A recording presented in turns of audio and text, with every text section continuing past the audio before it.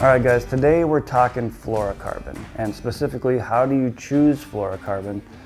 And that really is based on how you fish, whether you're a finesse fisherman or a power fisherman or you do a little bit in between. But by nature, all these fluorocarbon lines do the same thing. All manufacturers are trying to accomplish the same things. They want abrasion resistance, they want the line to sink, they want low invisibility, and they want low stretch. So all these lines do that. The main difference is you can have 2 or 4 12-pound test lines, but they all have different line diameters. And why that is important is because if you have a higher diameter fluorocarbon, it's going to be stiffer, which makes it better for certain applications. Say it has a lower diameter, better for spooling on your reel because it's more supple. Also, a lower diameter is a little bit better for your finesse tactics. So we have a little demonstration here that we put together. We have 2 lines. They're both 3 inches long. They're both 12-pound test. But as you can see, this gold bead is actually hanging down a little bit lower, meaning that line is limper. And that line happens to be Seagar's gold label, 12-pound test, and the diameter of that is 0.265. And this other one with the silver bead is Suffix Advance, which happens to be 0.3 millimeters in diameter. They're the same pound test, but one is a little limper, a little more supple, and that's going to cater to different tactics that you might be throwing out there on the water. So let's just hit on spooling, because these manufacturers make both mainline fluorocarbon and leader material. And as the name suggests, leader material is better apt for using it as a leader when you're doing like a braid to fluoro type situation. But sometimes you are filling a spool with fluorocarbon. And one thing you want to think about is, again, the suppleness. And so a lower diameter fluorocarbon that's a little bit more supple is going to cater better to spinning reels, because as we know, there's a lot of memory on spinning reels and they don't always, well, if you have a stiffer fluorocarbon, it's going to fly off the spool. Nightmare. Thinner diameter fluorocarbons are better for spooling up on spinning reels, whereas you can get away with a stiffer fluorocarbon when you're throwing it on casting reels. A lot of times we're obviously elevating our pound test when we're throwing on casting reels as well, and so that's just going to add to that stiffness a little bit. But again, we're throwing bigger lures, and so that stiffness is a benefactor when throwing on a casting reel. So one thing to think about is if you're a manufacturer that makes rods, reels, lures, and line, more than likely that line is going to be more of your all-around do-all type of fluorocarbon. We've got Strike King's Contra fluorocarbon here. This is probably our best budget-friendly option. And again, it's going to do everything that you ask it to when you're looking for fluorocarbon. Now you think about manufacturers like Sunline and Seagar, who are specifically line manufacturers. Well, they dive into all different types of lines that cover different scenarios very specifically.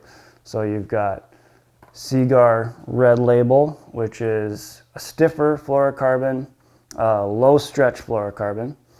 You've got Seagar's Gold Label, which we use in our demonstration. It's a little bit thinner diameter. It's more their budget-friendly leader material line. You've got crazy stuff like their Finesse line, which dives into really unique pound tests. Like this one's 6.2 pound test. So if you really, they're shying away from 8-pound test, better bring it down to not quite 6 because there's rocks and timber, but 6.2. You can really dial in your finesse fishing with that.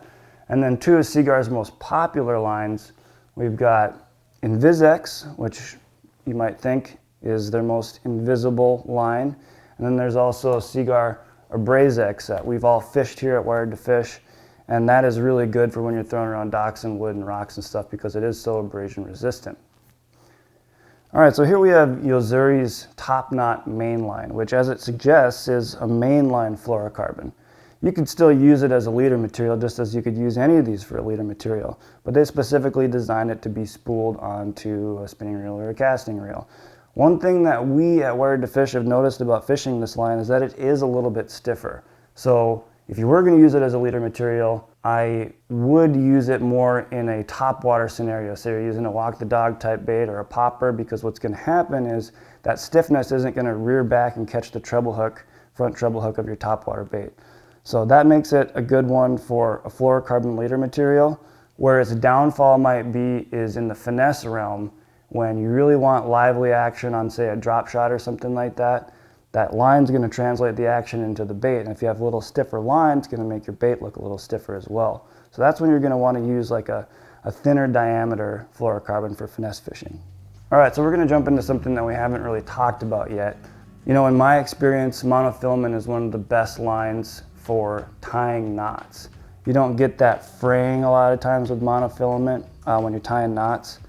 Fluorocarbon has a tendency to kind of burn on itself and weaken the area where you're tying a knot. And so one really cool thing about Shimano's Mastiff fluorocarbon is that it has a nano armor technology, which, without going into too much detail, essentially makes knot strength much more strong. So if you're looking for something that has stronger knot strength and is going to have longevity, Shimano Mastiff is a good option for that. So we kind of touched on leader material, and I'm going to look at one specific line here. This is Sunline's Tipa fluorocarbon. Interesting thing about this is that it's tapered, so it's the best of both worlds in that you get good knot strength when you're tying your braid to your fluorocarbon. But as you go down the line, it gets thinner and thinner, like we talked about. If you're using a drop shot and you want that really lively action without the line taking away from it, this is the best of both worlds, like I said. So thicker, so you have better knot strength to your braid, gets thinner at the end, so you have more action on your baits. So one thing that we've found in fishing this line, this is Trilene's 100% fluorocarbon, and it's a denser fluorocarbon. So being more dense means that it actually sinks faster. So if you're fishing a little bit deeper water, need to get that presentation down quick, say you're deep cranking and you really want to get that crankbait down a little bit faster, a high density fluorocarbon is going to help you get down to depth more because it likes to sink faster.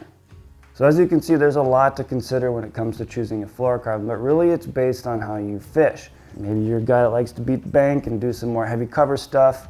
Maybe you're a guy that likes to go out there and sharpshoot with forward-facing sonar using finesse tactics. But again, we've got a couple lines here, say our Strike King Contra, Suffix Advanced, that are going to be great all-around fluorocarbons that are going to do everything that you ask it to do. They're going to be abrasion resistant, they're going to have low visibility, they're going to have low stretch, and it's going to sink, which have benefits beyond braid and monofilament.